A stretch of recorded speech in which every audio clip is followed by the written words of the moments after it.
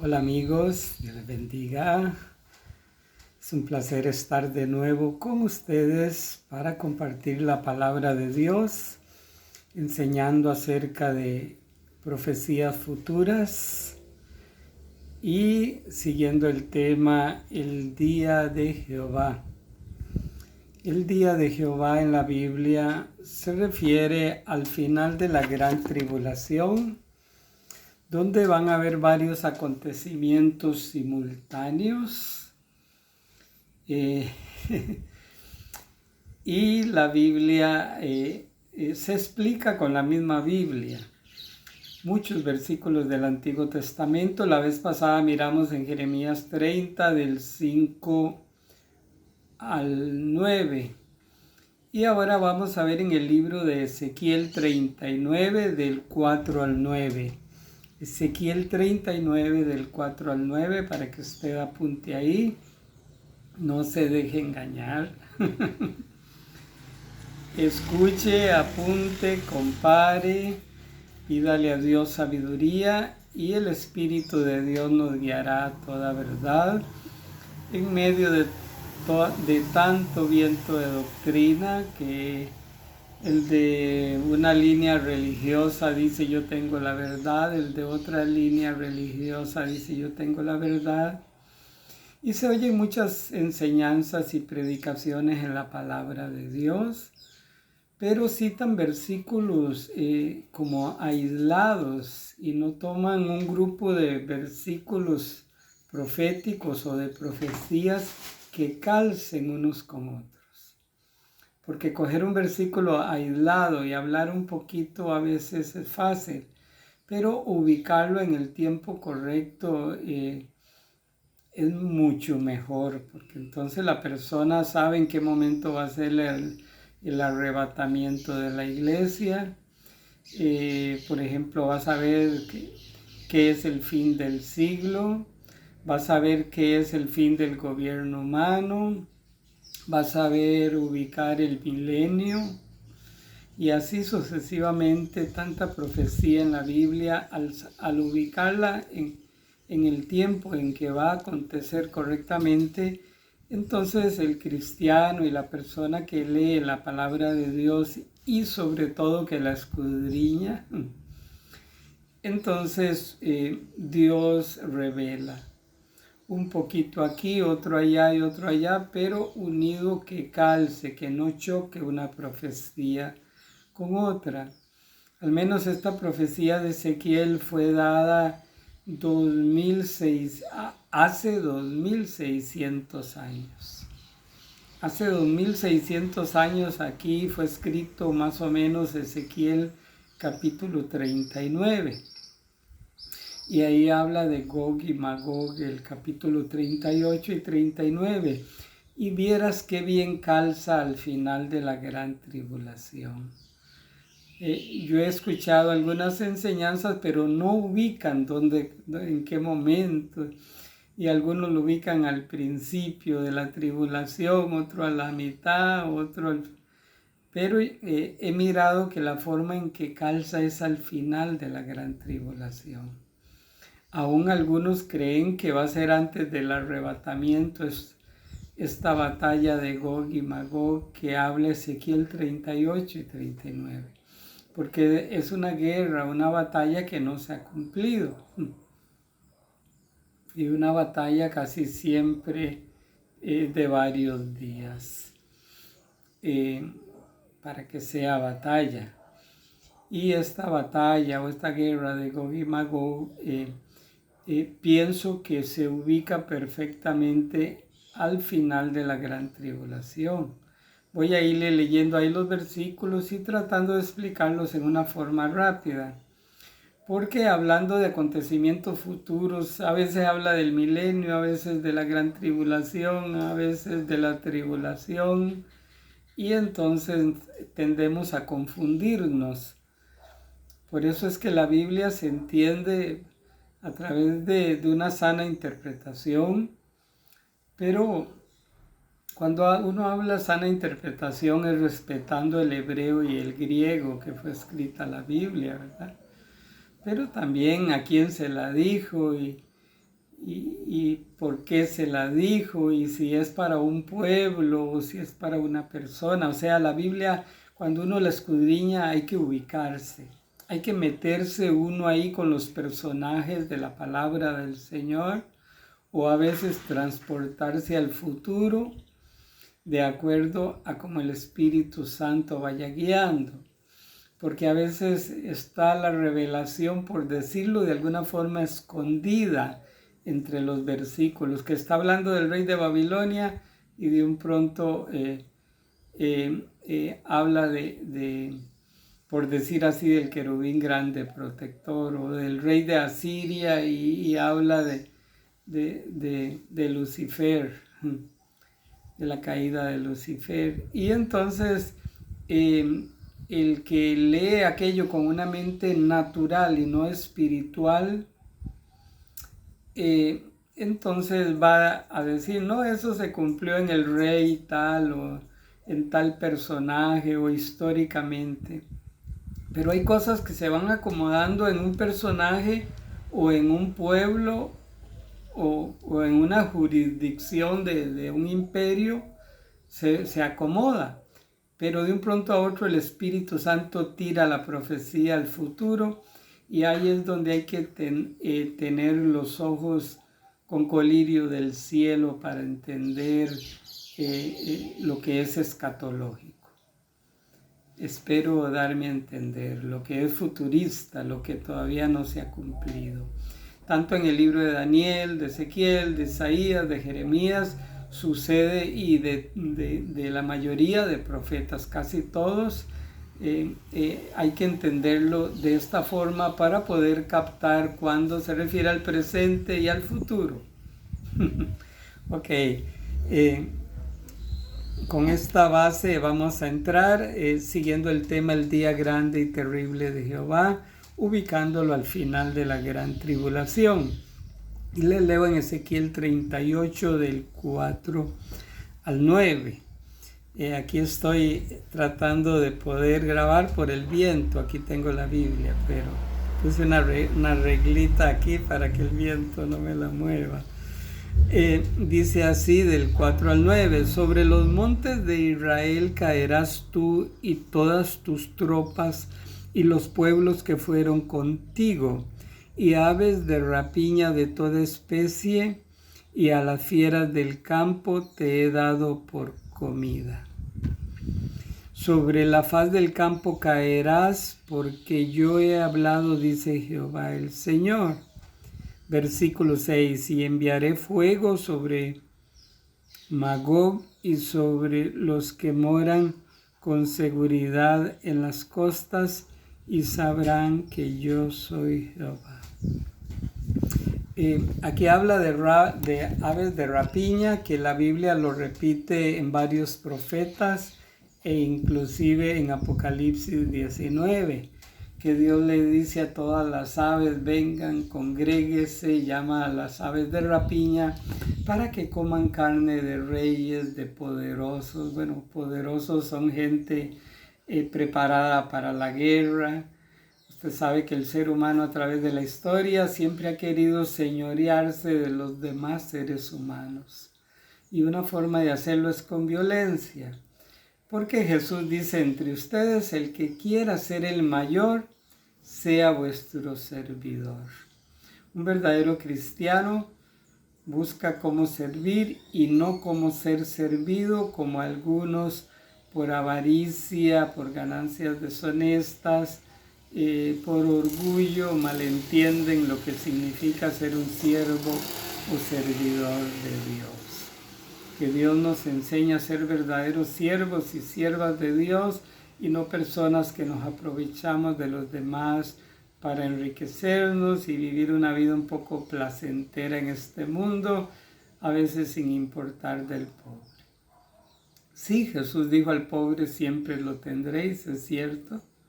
No es malo que alguien pasee, más si lo hace con su familia, su esposita, sus hijos. Qué bonito ver a un siervo, una sierva de Dios, dándose sus gustitos regularmente, de vez en cuando, con su familia, al menos en una congregación que yo estuve, el pastor todos los fines de año tenía una linda costumbre, que los diáconos, diaconistas y líderes, todos íbamos a comer juntos, ya sea a un restaurante o algún lugar bonito.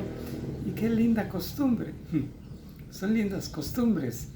Hace poco salí de una congregación muy linda que amo mucho, quizás algunos miren este video, y tenían una linda costumbre para aquellos que tienen congregación o iglesia, que el siervo del Señor y los líderes una vez por mes hacían un olla de carne bien buena o una comidita rica una vez por mes, y de gratis para toda la congregación, niños, adultos, ancianos, ahí comiendo juntos y bebiendo juntos, bebiendo no licor, ¿verdad?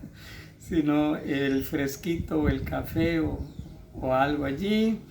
Y qué bonito, eso une a la congregación, a los hermanos, y debiera hacerse regularmente en el pueblo de Dios.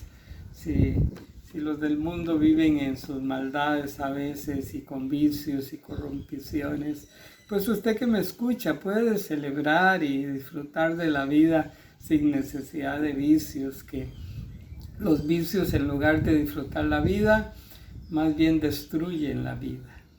Destruyen el cuerpo, destruyen el alma, las buenas amistades, los hogares lindos, los destruye el vicio, destruye la sociedad y al final se condena el ser humano por rechazar el amor de Dios e ir en pos del pecado. Entonces aquí en Ezequiel estos versículos se ubican perfectamente al final de la gran tribulación. Hay mucha base bíblica en Antiguo Testamento y en Apocalipsis 16, Apocalipsis aún 6, Apocalipsis 19, en muchos libros en el Nuevo Testamento. Jesús habló de una gran tribulación, cual nunca la ha habido ni la habrá.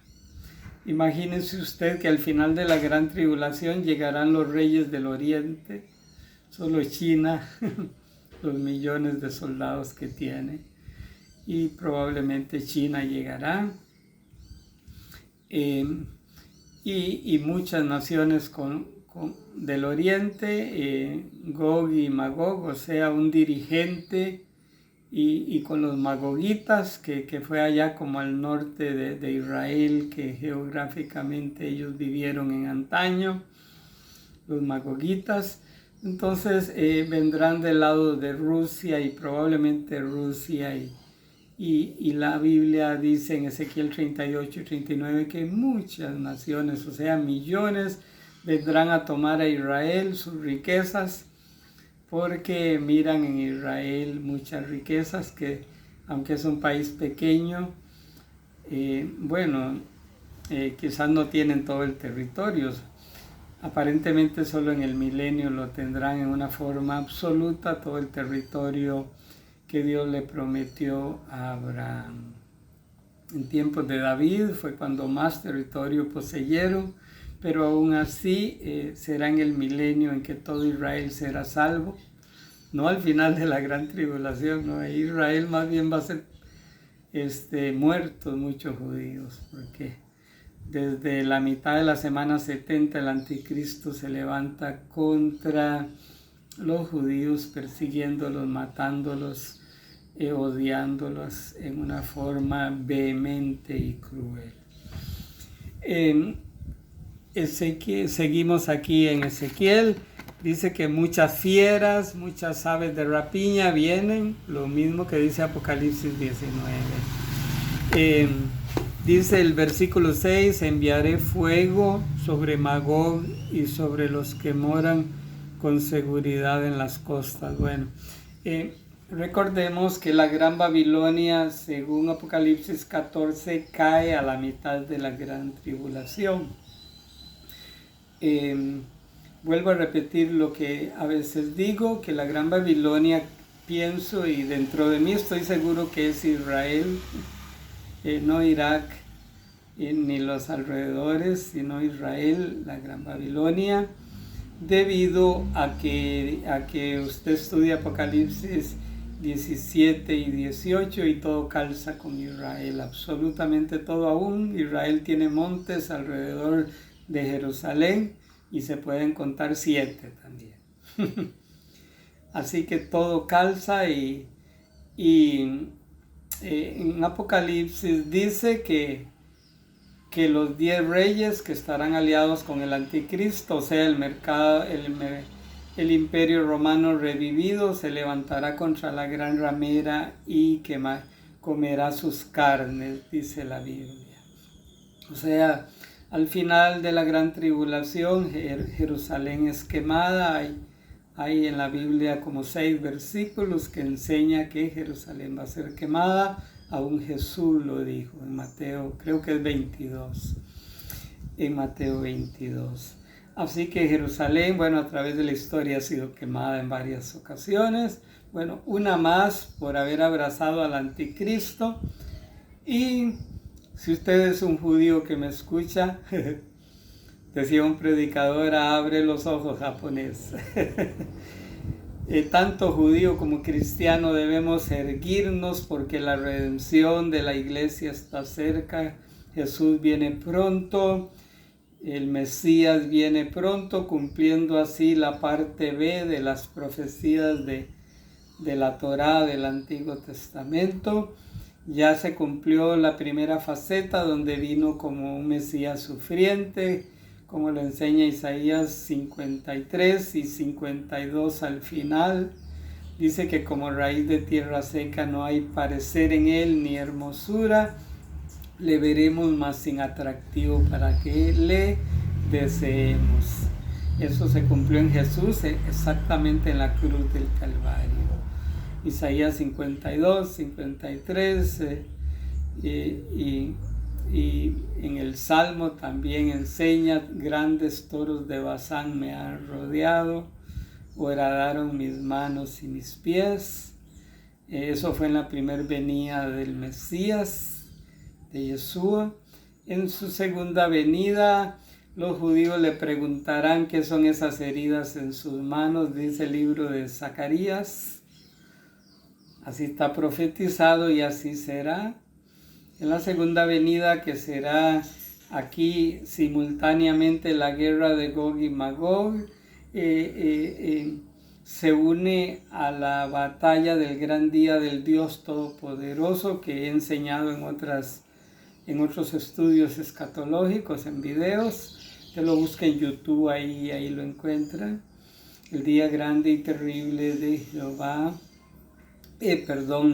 La batalla del gran día del Dios Todopoderoso es simultáneo o es unido al día grande y terrible de Jehová. El día grande y terrible de Jehová no es un día de 24 horas, es un periodo al final de la gran tribulación. A veces como que da a entender que abarca los últimos 3 años y medio o sea, lo que se llama la gran tribulación, o cuando Jacob, Dios los probará, porque Dios se enoja con Jacob, con Israel. ¿Por qué se enoja Dios? Porque abraza al anticristo. Las noticias se oyen en YouTube. En los videos se ve que ellos esperan al Mesías. Ellos dicen que Jesús fue un falso y esperan según ellos al verdadero. Bueno, Jesús dijo, yo vine en mi nombre y no me recibieron, otro vendrá en su nombre y a ese recibirán. Jerusalén, Jerusalén, si conocieras lo que es para tu bien, pero ahora tus ojos están velados. Dice el Nuevo Testamento, la Biblia cristiana, en el libro de los Romanos, que hay un espíritu de estupor, de adormecimiento espiritual en Israel. Y aman las enseñanzas de los rabinos. Bueno, mis respetos a los rabinos judíos. Pero a veces como que hace falta un poquito de humildad para que oiga también las enseñanzas cristianas, no de oídas, sino en una forma madura y escatológica, cómo pensamos los cristianos, porque Dios no solo a los judíos le ha revelado la palabra de Dios, Si bien tanto el Antiguo como el Nuevo Testamento, o la Tanaj, y el Nuevo Testamento cristiano, los 27 libros que creemos que Dios los inspiró también, igual a la Tanaj, el Nuevo Testamento enseña, o sea, Dios se lo reveló a judíos, pero Jesús dijo, yo edificaré mi iglesia. El Mesías dijo, yo edificaré mi iglesia. ¿Por qué? Porque los judíos a veces se van en su orgullo. Perdóneme, usted judío que escucha este video, perdone. No quiero ofenderlo ni te estoy tratando de orgulloso. Pero a veces hay que ser humilde y no solo escuchar a los rabinos judíos, a los líderes judíos. Al menos yo soy de los que mis oídos y mi mente está abierta también a lo que creen los musulmanes. No estoy de acuerdo con el Corán ni con los musulmanes, pero mi entendimiento está abierto para ver qué creen ellos, qué piensan. Y entre lo que piensan odian a los judíos y a los cristianos. Su forma política y religiosa les impiden amarnos. El Corán les impide amar a los cristianos y a los judíos. En cuanto a los islámicos, que son millones. En cuanto a los judíos, pues bien, creemos en el mismo Dios. Nosotros creemos que Jehová, tu Dios, uno es, pero es un Dios que se manifiesta de 3 personas. Porque la Tanaj dice, bueno, en español yo más o menos lo pronuncio porque no sé hebreo para leerlo en hebreo, pero hoy día hay facilidad con la tecnología de averiguar la etimología de las palabras. La Biblia dice, hagamos al hombre. Dios no dijo, voy a hacer al hombre, no, hagamos en plural. Y Dios no necesita de ningún ángel ni querubín para crear. Dios dijo, descendamos y confundamos las lenguas. Dios no necesita de ningún ser creado para ir a confundir las lenguas allá en la torre de Babel, la torre de confusión. Entonces, hagamos al hombre, descendamos y confundamos las lenguas. Aún la misma palabra Elohim es plural. Dice que uno semejante al hijo de los dioses. Y el que hablaba era un pagano. No podía ver a Yeshua ahí o al Mesías antes de nacer de la Virgen. No podía verlo, pero un cristiano sí puede discernir que no era un hijo de los dioses, sino era Jesús que estaba ahí con Daniel en el foso de los dioses. El ángel de Jehová no siempre, pero en algunas veces en el Antiguo Testamento se refiere a Jesús. No siempre, vuelvo a repetir, pero algunas veces, sobre todo cuando le adoran, es Jesús. Porque un ángel de Dios no acepta adoración. En la Biblia enseña que no acepta adoración un ángel de Dios. Un demonio sí, o Satanás, pero un ángel de Dios no. Seguimos aquí en Ezequiel 38. Entonces estas fieras del campo que Dios llama, que Jehová el Señor, o sea Elohim llama, está escrito en Apocalipsis 19 y en Joel también habla y en otros pasajes. Versículos 5. Sobre la faz del campo caerás, porque yo he hablado, dice Jehová el Señor, y enviaré fuego sobre Magog. Bueno, este fuego, ya la Biblia habla de una lluvia por un lado, de meteoritos. Las estrellas caerán del cielo al final de la gran tribulación. Cuando la Biblia habla de que el sol se convertirá en sangre, que habla del sol y la luna, la Biblia lo repite lo mínimo 6 veces, Antiguo y Nuevo Testamento. Unas 6 veces lo repite, en varias partes. Y se refiere al final de la gran tribulación. Se refiere al día grande y terrible de Jehová. Algunos dicen que ya sucedió más, pero según la profecía bíblica no ha sucedido. Pienso que la luna se convertirá en sangre o se oscurecerá porque habrá mucho avión de guerra. Y al haber mucho avión de guerra, eso que la luna se convierte en sangre, es mucha sangre en la guerra.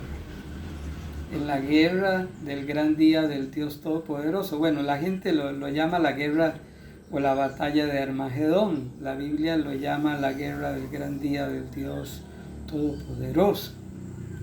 Es en el día grande y terrible de Jehová. Que el sol y la luna pues ellos serán iguales, pero al haber tanta sangre en el aire, de tanta muerte de personas por los pleitos contra Israel, recuerde que viene el Mesías a defender a Israel al final de la gran tribulación. Y él viene con ojos como llama de fuego y destruye a los malos. Y luego los juzga los subyuga y a muchos los mata allí. Y después de que los juzga, los envía al infierno. Apartados de mí, malditos. Dice Mateo 25, ahí habla del juicio de Israel, juicio de las naciones, y les dirá: apartados de mí, malditos, al fuego eterno, a los de la izquierda. Los de la izquierda fueron los que serán los que se dejarán sellar por el anticristo. Esos no entrarán al milenio, sino que serán muchos muertos en la guerra allí, como Gog y Magog y los reyes del oriente y el ejército del anticristo. Muchos serán muertos allí en ese tiempo terrible. Entonces por eso habla de fuego y que la luna se convierte en sangre, que el sol se oscurecerá. Por todo simultáneo, porque hay una luz más grande que la del sol, que es Jesús el Señor, que es la luz del mundo. Primera de Juan 1:5 dice: Dios es luz y en él no hay tinieblas. Hay tanto que hablar, por eso yo no corro cuando enseño de escatología, porque no me interesa leerles un montón de versículos, me interesa explicarlos y tratar con la ayuda de Dios, porque yo no puedo, con la ayuda del Espíritu Santo que revela aún lo profundo de Dios y de la Biblia, de ubicar lo que será el final de la gran tribulación. Y allí calza perfectamente, dice el versículo 7: y haré notorio mi santo nombre en medio de mi pueblo Israel. Claro que sí, él viene a defender a los 144,000, al remanente judío, no a los que se dejaron sellar con el 666, no, sino al remanente judío, a los que no se dejaron sellar. Aquí el viento me corrió las horas. Bueno, así es. Seguimos aquí. Y saldrán las naciones y sabrán las naciones que yo soy Jehová. Claro que sí. El Santo de Israel, versículo 8, he aquí viene y se cumplirán, dice Jehová el Señor, este es el día del cual he hablado. O sea, el gran día del Dios Todopoderoso, o el día de angustia para Jacob, que se refiere a la gran tribulación, y en forma, en el clímax de ese día es al final de la gran tribulación. Y el versículo 9, oiga lo que dice: y los moradores de las ciudades de Israel saldrán y encenderán y quemarán armas, escudos, paveses, arcos y saetas, dardos de mano y lanzas, y los quemarán en el fuego por 7 años. ¿Qué quería explicar esto de los 7 años? Porque he mirado que muchos enseñan de Gog y Magog. Bueno, he escuchado a 2 judíos que saben mucho de la Tanaj, a 2 judíos, y ellos dicen que es algo místico eso, que no es una realidad, que es algo místico, algo que no va a ser literal. Bueno, soy de los estudiosos bíblicos que creo y estoy seguro dentro de mí que sí es algo literal.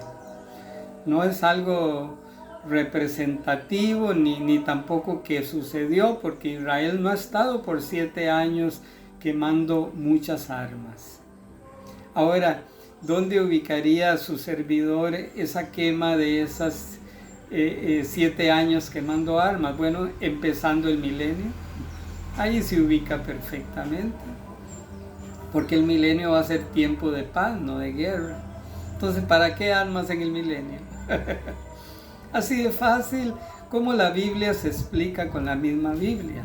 Primero habla del final de la gran tribulación y luego habla que estarán quemando por 7 años los judíos las armas. ¿Por qué? Porque Dios vencerá.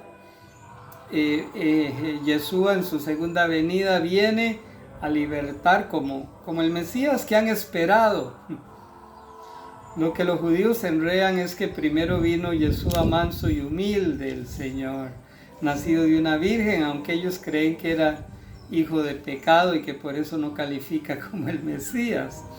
Pero los cristianos sabemos que fue Dios quien embarazó a la Virgen María, así lo enseña el Nuevo Testamento en una forma clara y contundente, que la Virgen quedó embarazada por el Espíritu Santo. Entonces se cumplió la profecía.